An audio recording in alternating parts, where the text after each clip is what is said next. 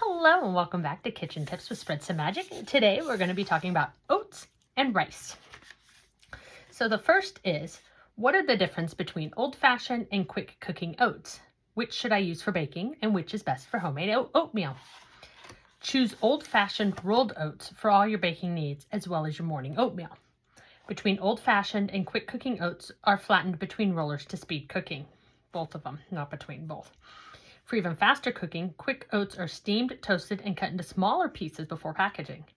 After making and tasting 2 batches of oatmeal cookies, one with quick oats and the other with old-fashioned rolled oats, we found that the cookies made with old-fashioned oats were more attractive and had a fuller oat flavor and a pleasing chew.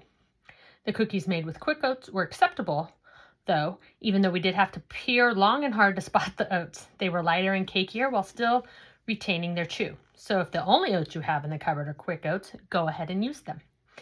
We also prepared quick oats and old-fashioned rolled oats as simple oatmeal and found they both tasted fine, but the quick oats turned out a bit mushy. In the microwave, the quick oats take 90 seconds to cook, while the old-fashioned oats take about a minute longer. Given all this, we recommend that you buy old-fashioned oats.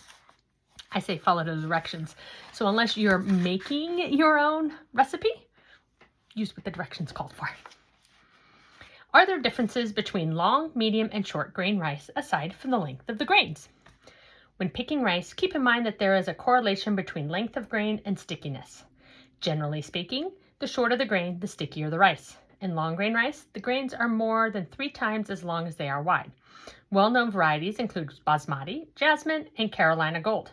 Both medium and short grain rice are often marketed and sold as short grain to set them apart from long grain, since both have a fatter, more rounded look. But medium grains are up to 3 times longer than they are wide, and short grains are less than twice as long as they are wide. It's a lot of numbers.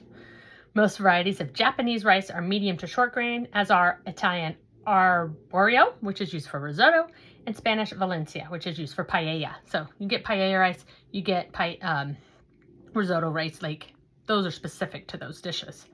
The stickiness of the rice, referred to as waxiness, in the rice industry, is related to the relative amount of amylose, a starch that does not gelatinize during cooking. The less amylose, the stickier the rice. Short grain rice consists of 15 to 20% amylose, making it the waxiest of all rice types. Medium grain rice has an average amylose content of 18 to 26%, putting it right in the middle of the waxiness spectrum. Finally, long grain rice is 23 to 26% amylose, causing it to cook up light and fluffy. There you have it. Thanks for joining me today, and be sure to spread some magic wherever you are.